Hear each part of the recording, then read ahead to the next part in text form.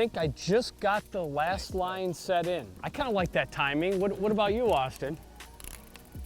Get all the lines in? Look back and the board is gone. It's already in? Can't be that big. not huge, I don't think.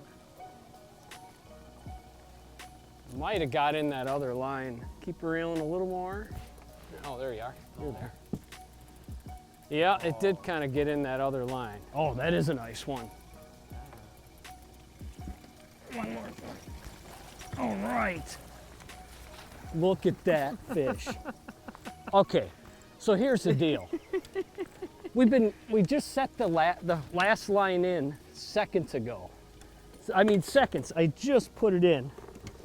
And Austin says, "Hey, There's a fish. I think that board is gone." Okay, tools? And look at that. That is a sweet fish, man. On bumper? Oh God, that thing is dark too. That's a beautiful looking fish. Yeah. The name of the game tonight is Nighttime Trolling Cranks for Great Lakes Walleyes. That's a heck of a start there, Austin. Look at that fish. Well, I can't see anything with the light. I don't know if we're gonna run into shore. So let's just get this fish back and get rolling here. All right, so that was on that perch rogue. We had how many feet did we have out on that? We had 30 feet back on our far board.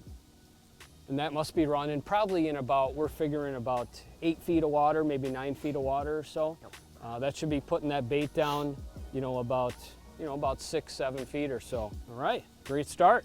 Let's get a bigger one.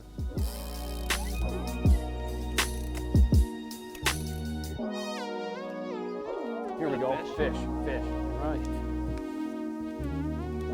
That's on the outside line. And one more, and reel. Let's see what we got rolling here. Don't come off. Oh, that's a big one. It's another nice one. All right. Hey, we're still in our first pass, and got a couple dandies in the boat here. That thing, that ate it too. These fish are definitely eating this bait. It's just lunched. I'm gonna probably need a pliers on this deal. I got ya. That was on the Ghost Minnow. Thank you, sir. Ghost Minnow, down deep, husky jerk, and I had that 35 feet back on that one. All right. Let's get a look at that. That's a very nice fish. Let's get a look at that one. Hey, Very not nice. too bad. First pass of the night.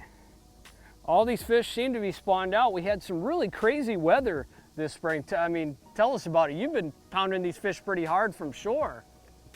The spawn's been kind of drawn out this year. Some of them are still full, and some of them are empty. She's been empty for a little while, I think. Yeah. That's all right though. She had the right attitude. Cool. Get her back. Sometimes it doesn't go how you want it to go. That's all right. She's back. We're happy. Sorry about that, girl. Oh, there's a fish. Oh yeah. Big fish, Lee. Okay, well, we were snagged up when we had that other fish on the outside line, and we were gonna pull it in and check it, make sure there wasn't any zebra mussels on the hook. Well, actually, I guess we're just gonna reel in this fish. So far, that's 2 strikes on the rogue here, on the outside, the line closest to shore.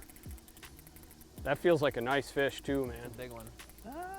Settle down there, big shooter. All right, nice one. Not super whale, but hey, we're kind of spoiled. Those first 2 off the bat were real sleds. This is not really much smaller though. Let me find the pliers for you. Pretty, sticking out her fins too. Put her back. See ya. Also wanted to show you something I do for my lighted planer boards. I'm actually just taking one of these Night Bright slip bobber lights, okay? And this is all the battery and the light all in one unit here.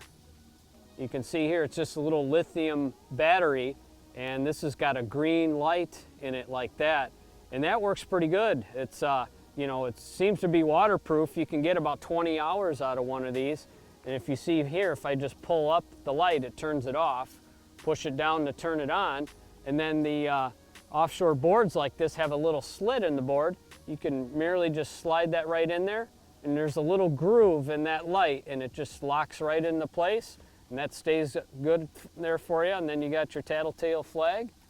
You can see when you get that bite on your nighttime planer board fishing. That's a good one right there. I'd poke a hole in her nose. Fish, fish, fish. Outside. That baby went back too. All right. I'm gonna watch the other lines. Often these fish will come in twos, you know? What the heck? Did it come off? You sure you still got it? Can't really feel anything. No, we lost it. Broke it off? No, we just lost the fish. That was a big fish. Dog, I know. On the outside, way on the outside. Yeah. That fish was out in probably 20 feet of water. We got that bait 60 feet back in 20 on the down deep husky jerk. That stinks. What's going on here? I got a fish on this one. Just holding on to this rod. Actually, in all reality, Robbie, the cameraman, was holding the rod while we were getting this disaster unhooked. That is classic. Just holding it. I'm probably in that other line. Here we are. There we are. Oh. Look at that. She just spit out something too.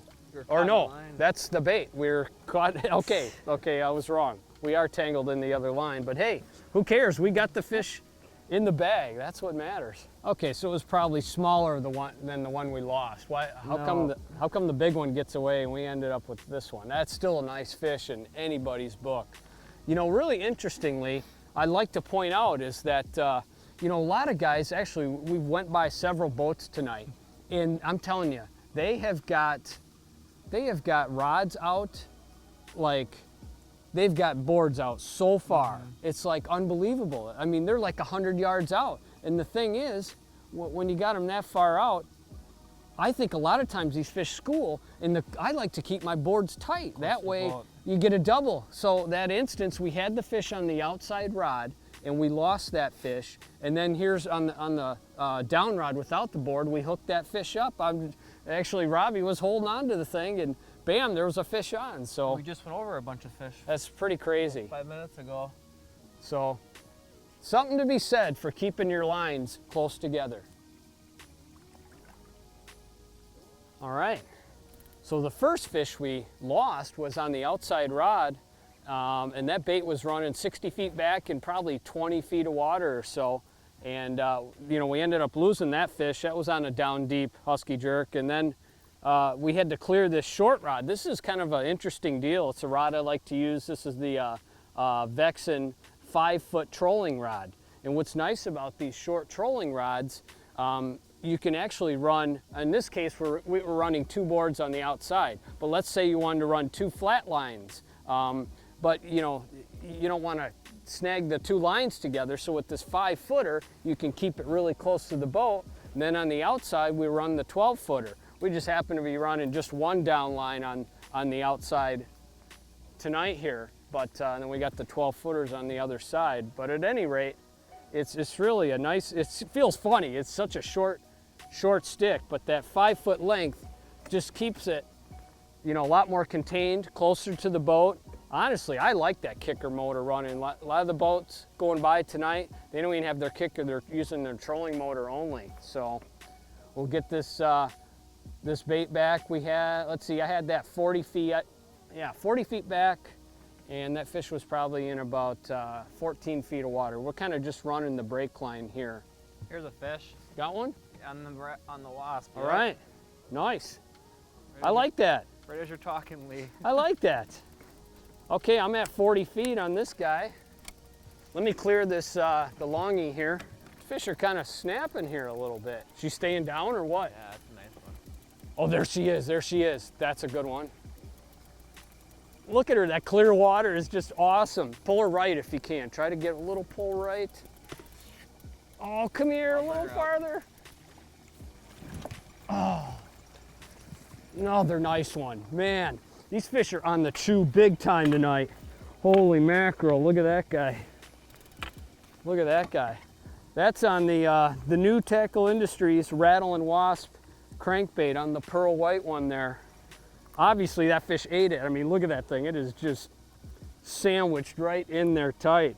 Not quite as big those other ones, but it's a nice, I like the frequency here of the bites. This is nice and fast. Boy, that thing was really in there.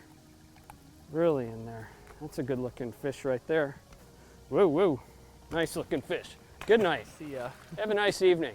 We appreciate you coming. So basically what we're doing here out on Green Bay is we're running a main lake shoreline. That's a real rocky shoreline. It's an obvious spot where the fish are definitely spawning along here. And the one thing I like to do on these straight break lines like this is I really like to stagger the baits, run different styles of baits, especially right away in the night before you get dialed into what bait they're using or biting the best. But so like our inside line, we've got like a shallow running stick bait, happen to be the Rogue there, and that's running, basically like 5-6 feet down in probably 7 to 9 feet of water. Then the next one out, the Vexen Wasp, that thing is running, probably about 7-8 feet down in about 9 feet of water or so. And then as we head out deeper off the break line, we're just getting deeper and deeper with the baits, letting out more and more line. I think it's kind of important, you're kind of contour trolling, so you kind of picture your baits closer to shore here are running obviously higher and shallower, and as you get deeper, you keep your baits deeper. So it's really kind of crucial to keep them all at the right level. Okay, so when we get to end of this pass here, we got to pull everything in and flip the spread so we get the shallow baits on the other side of the boat. So it's real critical, I think, to really, figure out what depth. You got to keep those baits typically, within several feet of the bottom, I think, to get the strikes most of the time, except when they're real aggressive, of course. Fish, fish, fish. Oh, yeah, she's on, she's on. She's on. Hopefully it's big enough so we can clear this line here. See if she dips back. I'd say, safe to say, we have had more fish on that inside, all the way in tight. But, we had that double header, basically almost double, on the outside, deep. And we've really had a wide array of how deep the fish have been tonight. And that's why I really like to stagger that going down the break line like that. There we go, now she's coming in. Now she's coming in. Nice one. That's a healthy looking one there. Look at that.